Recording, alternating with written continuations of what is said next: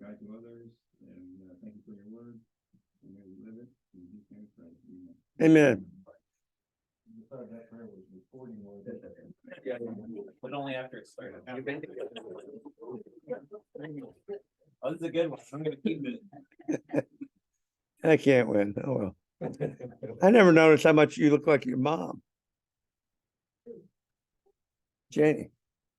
Oh, yeah? She just walked by. Yeah, I went, whoa. Been in the class before. And like I said, I never noticed. I feel like I'm a good mix of both of them. Where'd we leave off? 18. I'm reading that in another class. Proverbs 8. Oh, it's 6, 7. You wrote it down. Yeah, it's in the thing. You're an 18. Okay. We're not in chapter 18.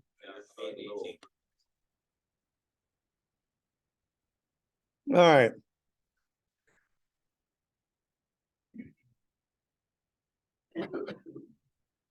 Okay.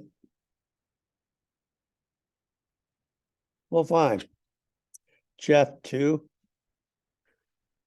Riches and honor are with me, enduring wealth and righteousness. My fruit is better than gold, even fine gold, and my yield than choice silver.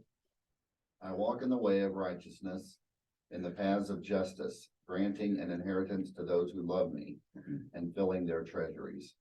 All right. Well, this is to live long and prosper. It is both. And you do what we say, this is what you can do. Now, when we get to Job and Song of Songs, that'll be the yeah, but part of this. Melody.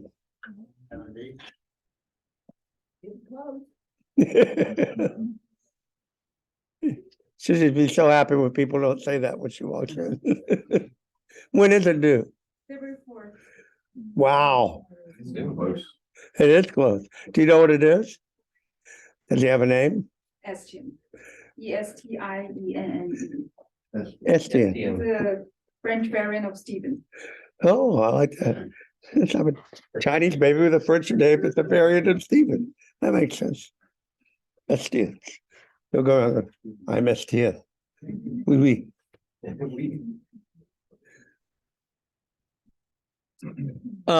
Maury. The Lord possessed me at the beginning of his work, the first of his acts of old. Ages ago I was set up at the first, before the beginning of the earth. When there were no depths, I was brought forth, when there were no springs abounding with water. Before the mountains had been shaped, before the hills, I was brought forth. Before he had made the earth with its fields, or the first of the dust of the wind. World. Oh, world, sorry. Okay, I don't know what that was. All right, my glasses. When he established the heavens, I was there. When he drew a circle on the face of the deep. When he made firm the skies above. When he established the fountains of the deep. When he assigned to the sea its limit, so that the waters might not transgress his command. When he marked out the foundations of the earth. Then I was beside him like a master workman, and I was daily his delight, rejoicing before him always, rejoicing in his inhabited world and delighting in the children of man. All right. So, Don, can you share your screen? oh, sorry. Sorry, Sally Ann. I'm a decrepit old man.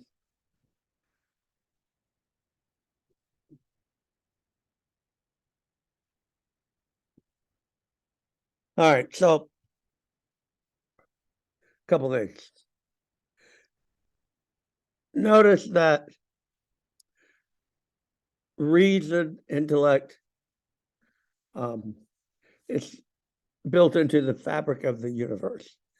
This, you'll read that without Christianity, modern science couldn't have occurred. And it's for that reason that they were talking about it, that the universe, the physical universe, is subject to rational inquiry, that it's going to make sense, in other words.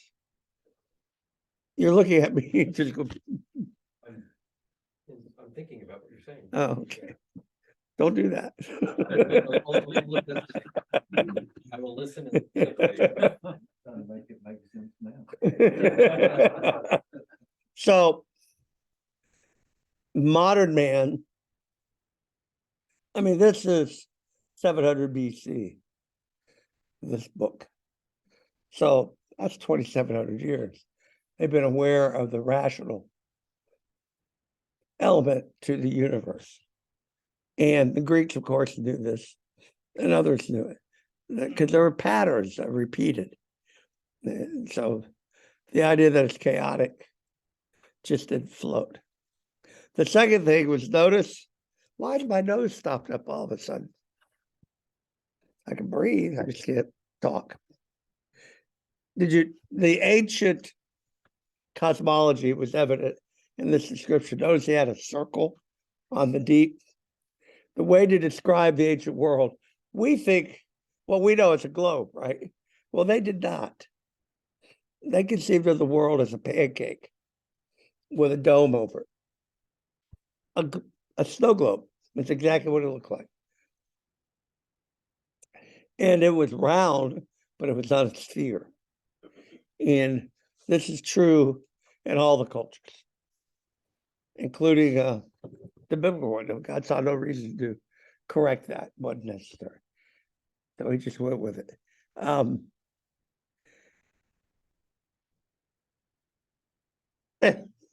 Enough on that. All right, eight's a long. Okay, 8:32.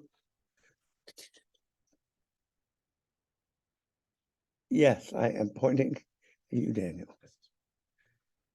Is it big enough, or do you need more? No, I can. Are you talking about your picture? Yes, because Maury was having a tough time. So Fair enough. Well, he's angles on it. Yeah, I don't know what the disconnect was. So It was his glasses, remember? okay, I whatever. believe it was. And now, O sons, listen to me. Blessed are those who keep my ways. Hear instruction and be wise, and do not neglect it. Pause for a second. One other thing I failed to point out on Jeff's reading was how justice and righteousness formed part of it. Remember, those are prophetic words, but they showed up in Proverbs 1, 2. And then they threw in the word fairness. Justice, righteousness, fairness are the wisdom trilogy. But the prophets, it's justice, righteousness, covenant, loyalty. Those are the big differences. So anyway, you're reading. Blessed is the. I just realized the speakers aren't plugged in. That's why they were. Are they plugged in now? No, the power's not plugged in. They're just. I'm over there fiddling with the dial, and it's not even plugged in. All right, go ahead. Blessed is the one who listens to me, watching daily at my gates, waiting beside my doors. For whoever finds me finds life and obtains favor from the Lord. But he who fails to find me injures himself. All who hate me love death. So it is a lot of repetition, but live long and prosper. Now, chapter 9, with a final point before we move into what we normally think of as Proverbs, which is the one verse snippets. And this is a poem. The first section is going to be mirrored in the last section. There's basically 3 sections. And the first and the third mirror each other. And the middle one is kind of the climax of the thing. So I'm just going to. Wisdom has built her house, and she has hewn her 7 pillars. She has slaughtered her beasts, she has mixed her wine, and she has also set her table. What is she doing? Preparing. Yeah, that's some sort of sacrifice or, No, it's not a sacrifice. She's preparing for a party. yeah. Well, not a sacrifice. Well, the Greeks would like sacrifice and then eat off that sacrifice. So that's where my mind went, because that's what I've been. No, she's just been like, getting the ham ready or the steak. the prime rib. You lost me at Hume's. And 7 pillars, that's a standard reference. You get that more than one place. 7 pillars of wisdom and so forth. All right. She set her table. Verse 3. She sent out her young women to call from the highest places in the town. Whoever is simple, let him turn in here. To him who lacks sense, she says, come, eat of my bread and drink of the wine I have mixed.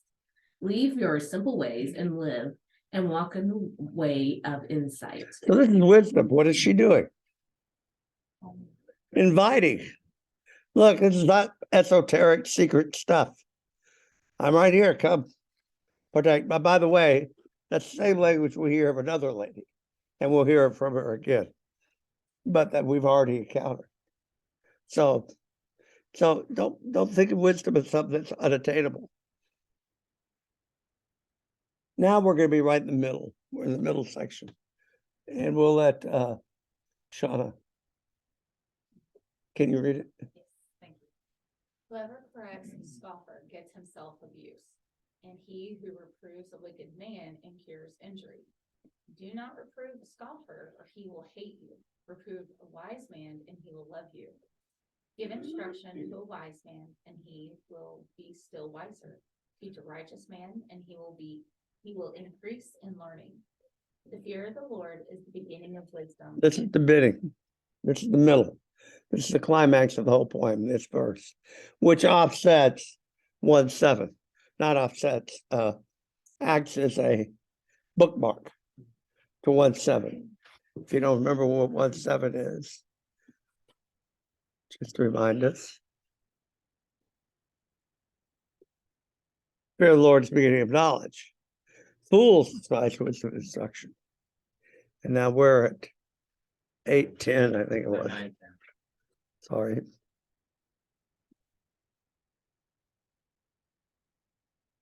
The fear of the Lord is the beginning of wisdom, and the knowledge of the Holy One is insight. Now this, we got to spend a little bit of time on. This is different than 1:7. 1:7 studying the opening stage. And fools despise this stuff. They won't go after it. Now he's talking to wise people. You've been with me for 9 chapters. And look what he says. The fear of Yahweh is the beginning of wisdom. First of all, notice this. So it's not general religiosity. It's not being a theist. Okay. Knowing God is not about God is not enough. And it's the fear of Yahweh. Now we've talked about this. What did I tell you the fear of Yahweh is? Is that going? Until you know that God can squash you like a bug, you don't have fear of the Lord. Now, same deity says, now love me, because I'm not going to squash you like a bug. But you've got to know that. That's the fear. It's not simple awe and reverence, which you'll read. They're missing them both. And that's just the beginning of Hokmah, wisdom. But dot of the Holy One is Binah. So we get the 3 big ones. I keep telling you about Hokmah, wisdom. We know you. We don't have the little one today? No, but this is like the second or third time she's actually gone to her class. No, not putting up much of a fight.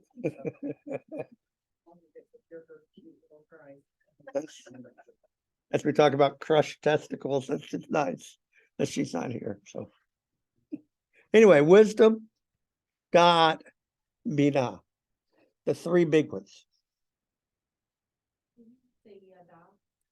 Da'at. Okay, Wednesday nights we're learning about yada. Well, it's Yadah's the verb, Da'at's the noun. Okay, so It's the same verb. So Da'at of the Holy One. Now, you don't have your sheet, but Da'at, I told you, it's knowledge. But it's not simply knowing about, it's experiencing. It's intimate knowledge. Remember, Adam gets Eve pregnant by knowing her. So experiential knowledge of the Holy One is insight. Now, I'm going to tweak this a little bit because this is not right. Here's the Holy One. I want you to look at the very bottom of the screen. This part right here. What's that say? Plural. But they translated it. It's talking about the holy ones, the members of the divine council that you've heard me talk about. God, the seraphim, the cherubs, the watchers, us, because humans were created to be part of this council. It's experience of the holy ones is insight. And you're going, okay, what's your big deal? This is what he's arguing. Until you have experience of the supernatural side of Yahwistic religion, you don't have understanding. That's it in a nutshell. The supernatural side. It's experience of the holy ones, which includes God, of course, but not limited to that. Proverbs is very much, well, the only word I know is charismatic. It's a charismatic book. It's seeking out God and experience of God. It's not knowledge only, but that's all he's talked about. And I'm telling you, no, it's not. It's experience of the Holy One. That's what gives you insight. Because then you know, and you don't. The idea that God's going to take care of something, you know that by experiencing it. And it changes the way you approach life. This is where he's going. I'm sorry, my nose is weird. He's enticing you, or encouraging you would be a better word, to experience the Holy One. Seek that out, the experiential knowledge of God, not just the head knowledge. All too often, Christians have a relationship with the Bible. They need to have a relationship with God. Remember, I've devoted my whole life to this book and the understanding of the book. And it's me saying that. All right. The Bible is extremely important, obviously. But the Bible is a witness to a living God who talks, who acts. And in the prophets particularly, you'll see, well, remember the encounter of Elijah on Mount Carmel with the prophets of Baal? And he's digging, wake him up. Maybe he's in the bathroom. Wake him up. Come on. What sort of God do y'all serve? He doesn't do anything. Our God talks. Our God acts. And every one of you sitting in this room have a story of how God has encountered you. And it was not an encounter with a book. It may have been through the book. You may have been reading the Bible and he brought something to your knowledge. But it wasn't an encounter of the book. It was an encounter of the author of the book. Am I making sense? All right, verse, who was reading? You were. 11, please. For by me your days will be multiplied and years will be added to your life. If you are wise for yourself.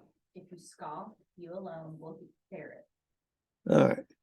So now we move into the third section, which counters or parallels the first section. And we will let, you're in line. The woman folly is loud. She is seductive and knows nothing. She sits at the door of her home. She takes a great seat on the highest places of the town. Calling to those who pass by, who are going straight on their way. Whoever is simple, let them turn in here. And to them who lack sense, she says. No, that's exactly what wisdom said. Same invitation. Stolen water is sweet, and bread eaten in secret is pleasant. But he does not know that the dead are there, and that our guests are in the depths of Sheol. Go down there to go to Sheol. Now we move into Proverbs proper, what we're used to when we think of Proverbs. And I want to go over this first one to teach you a little bit about how to read poetry so that you can get a little more insight when you do Proverbs. First of all, notice the title, Proverbs of Solomon. We had one in verse 1. It was also Solomon. Guess how many titles or how many sections Proverbs divides into? Grab a number. What's the number most likely to be? 7. There are 7 sections in the book of Proverbs, all with a title. Now let's look at this verse. Hebrew poetry does not rhyme, does not have meter. That's not how it works, And what classifies it as poetry then? as he was about to say. Segue. Yes, thank you. It's someone called it thought rhyme. It's parallelism. In simple terms, line A and what's more line B. I'll illustrate it by this verse. We get a wise son gladdens his father, or gladdens the father, makes glad, gladdens. So you've got adjective, noun, verb, noun, okay? The second line, a foolish son is the grief of his mother, would be a better translation. Sorrow to his mother, other words too, but now notice how this works. Son gets repeated. It's just there. But by repeating son, he's forcing us to connect these two words. So he's contrasting a wise son with a foolish son. And that, by the way, is a word pair in Proverbs. In cultures have word pairs. If I say father, you say mother. If I say sun, S-U-N, you say moon. It's certain word pairs that just occur. And wise and foolish is one. It's a contrast. Then we got father and mother, another strong word pair. Ordinarily, poetic verses don't do it so starkly with the repeating of the word or a very strong word pair like this. Because you have these two strong word pairs, the focus is on this. That's what's different in these two lines. I want you to notice how he did this. A wise son gladdens his father. Let's just go with that. That's easier to do. And you can tell that's a verb. Gladdens his father or a father. But a foolish son is the grief of his mother. When you're reading poetry in the Bible, line A and then line B, you're going, what's he saying in line A? Another way to put it is line A and what's more, line B. It's rarely saying the exact same thing or even the opposite. He's taking it up a notch. There's some sort of ramping it up. I don't know what else to put it. But notice this. Gladdens, it's the grief. They go together. They're not a word pair, but you can see how they kind of fit. One's the opposite of the other. But I want you to notice something. A wise son gladdens his father. We're being told what a wise son does. In the second line, we're being told what a foolish son is. And that is a huge ramp up. You can change what you do. It's very hard to change what you are. But a foolish son is the grief to his mother. And that simplistic switch brings a depth to this verse that deserves pondering. You know, you're glad your father, good for you. That's a good thing to do. But you are a grief. His mere presence is the grief of his mother. Are you hearing what I'm saying? I almost think, you said the father and mother doesn't necessarily reflect that, but I think in our, you know, when I think of it, like, don't disappoint your mother kind of thing, there's like impact to that as well.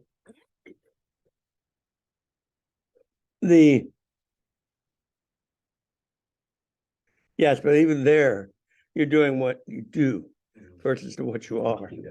Don't be a disappointment to your mother. Yeah. Would be a parallel thing. Some things never change. It's still, look what your son did. I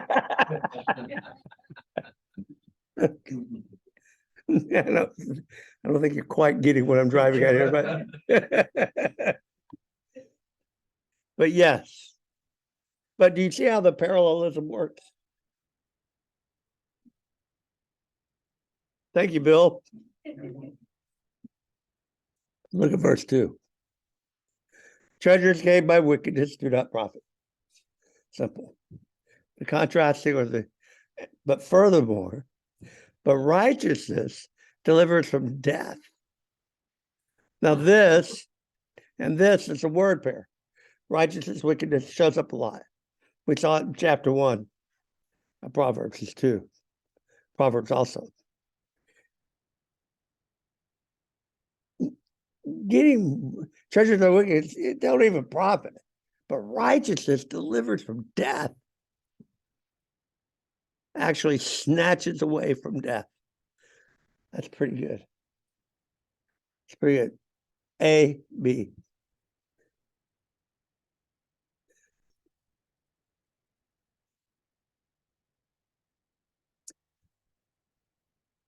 Renee. The Lord does not let the righteous go hungry, but he thwarts the craving of the wicked. Oh, that thwarts. Okay, so God doesn't let the soul of the righteous go hungry. Okay. But the craving of the wicked, he actively thwarts. He stands across its path and says, stop. To have God opposed to it. Notice it's Yahweh again. So, another biggie.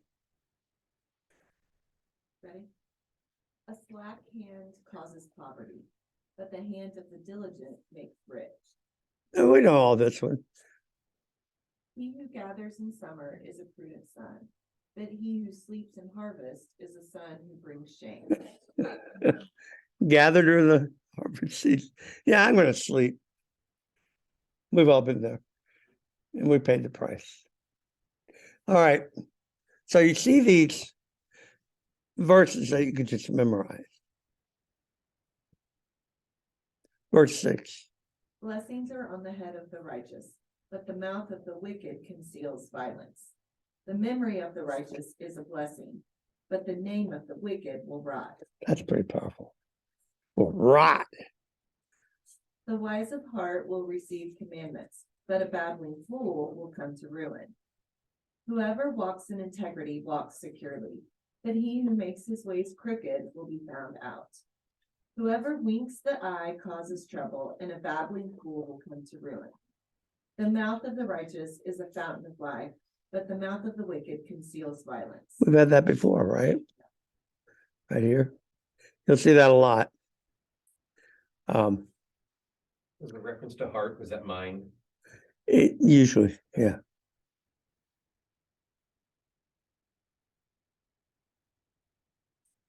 You ready? Okay. Hatred stirs up strife, but love covers all offenses. Oh, Oh, did I skip a verse? no. Okay. On the lips of him who has understanding, wisdom is found, but a rod is for the back of him who lacks sense. What? You gotta like Proverbs. I'm sorry. You just did. You're morally bound. The wise lay up knowledge, but the mouth of a fool brings ruin near. A rich man's wealth is his strong city. The poverty of the poor is their ruin. All right, I want you to look at the poetry here.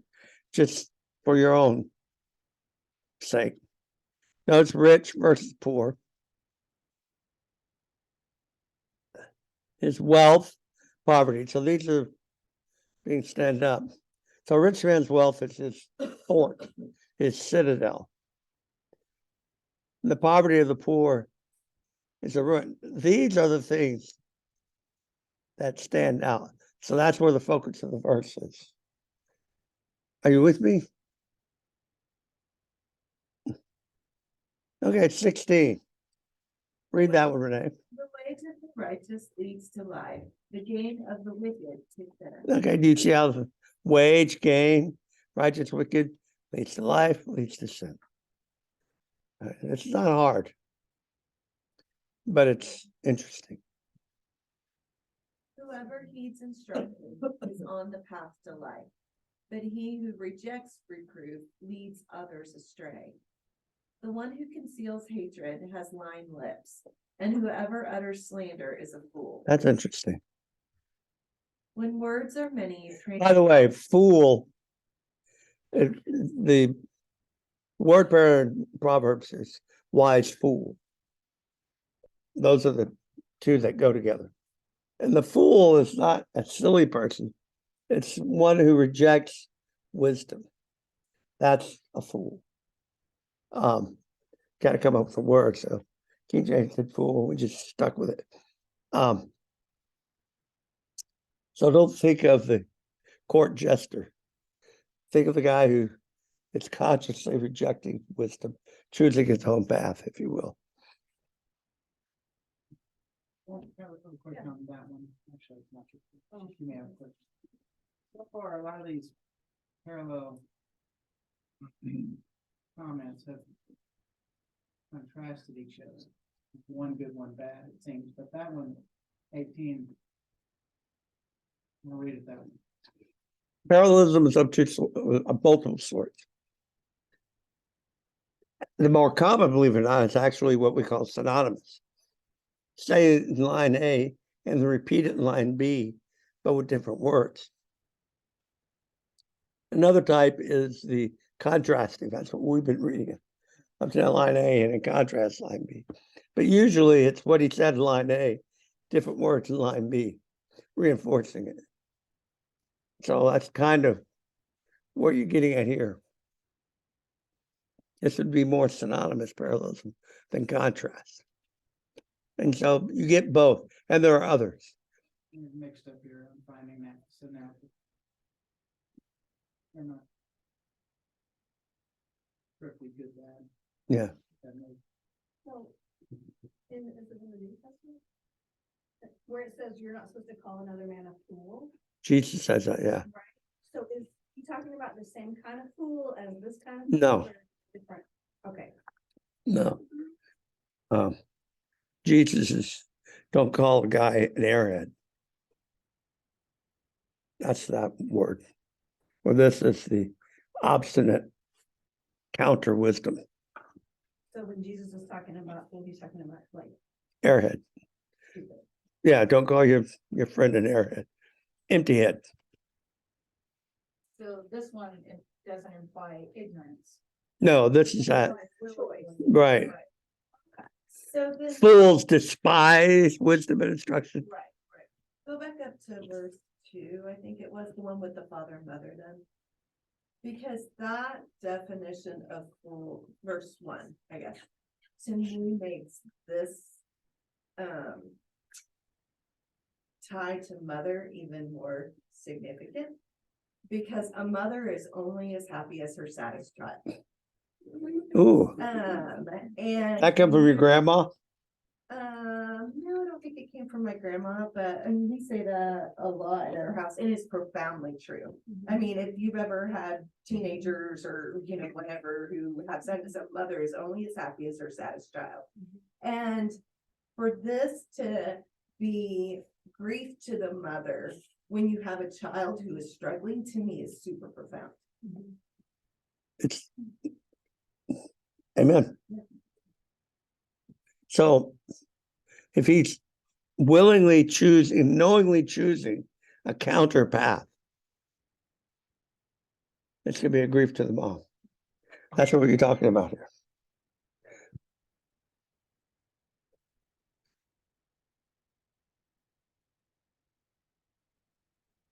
And just on 18 that we just had. Quick question, the concealing hatred, is that the opposite of uttering slander then? How do you, I mean, you both have bad intent, but one is the hiding of it. well, the implication is he's talking with you, but you don't know that he hates you. So he's lying lips. Whereas if he's lying about you, he's putting himself in that camp. Does that make sense? Okay. Who's up? I've been reading, but Pup Daddy would love to. Up. No names in this one. You can read it. Give him something good. What, we 19? Please. All right. When words are many, transgression is not lacking, but whoever restrains his lips is prudent. Wow. Unpack that. Oh, there's actually other places where this idea shows up in the guy that's doing all the talking. Yucca, yucca, yucca, yucca, yucca. He's hiding something. I also think like if you're in the middle of a date with somebody, the more you give out, sometimes the more that enemy may have against you.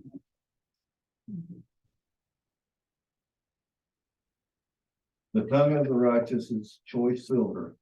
The heart of the wicked is a little word. Okay. Righteous versus wicked.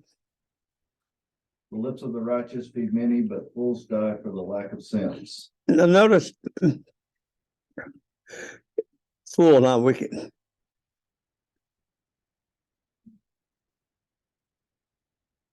And is that using it in the same sense we used it previous? Yeah, the opposing camp. I think that only makes, sorry, I think that only makes sense to me because I'm replacing it every time you say righteous with covenant compliance. That makes a lot more sense to me.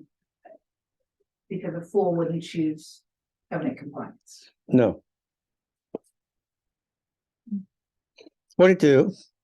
The blessings of the Lord makes rich, and he adds no sorrow with it. This would be not so much synonymous parallelism, but it'd be line A and furthermore line B.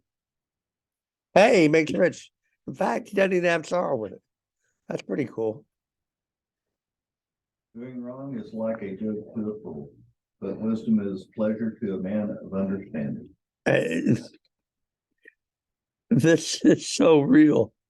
You can just see the guys laughing in the car, divvying up their spoil from the quick trip robbery. Just laughing.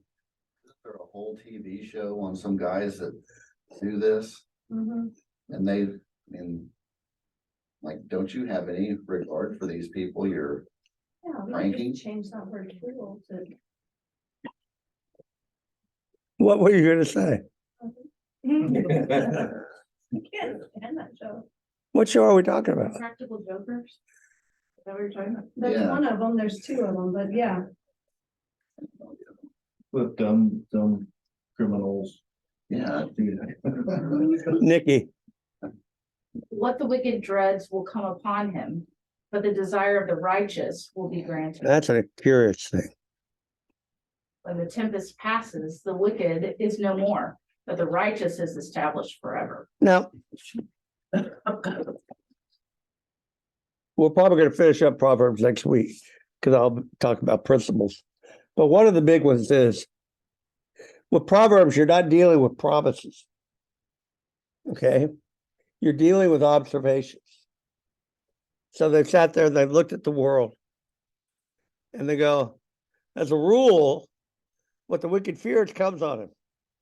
And that's the way I tell people to read. When you read Proverbs, stick in as a rule. And you'll get the idea. Because we'll look at it next week. A couple places where there are Proverbs that say the opposite things, set side by side. Do this, don't do this. And then this is the same in both cases. And we'll talk about that. So when you read Proverbs, these are smart people who have looked at the world and drawn some conclusions. But they're not laws, they're not promises, they're tendencies. Right? Does that make sense? So it's not promising that your desire, your every dream will be granted to you. Right. Now, he may say that elsewhere, but that's not what Proverbs say. I just want you to keep that in mind. Observations, not laws, not promises. All right, we're going to stop here. And we'll pick up here. I'll finish Proverbs. And then we're going to go into Job, which will be fun. Now, I hope to finish Proverbs next week, but we'll be bouncing around and I'll be giving you thematic things. Okay? Okay? Okay. What are you laughing at? Oh. That's not a problem. Julie, would you close us in prayer, please? Very quick. From Turn off the recording. Let me turn off the recording. Let me turn off the recording. Stop.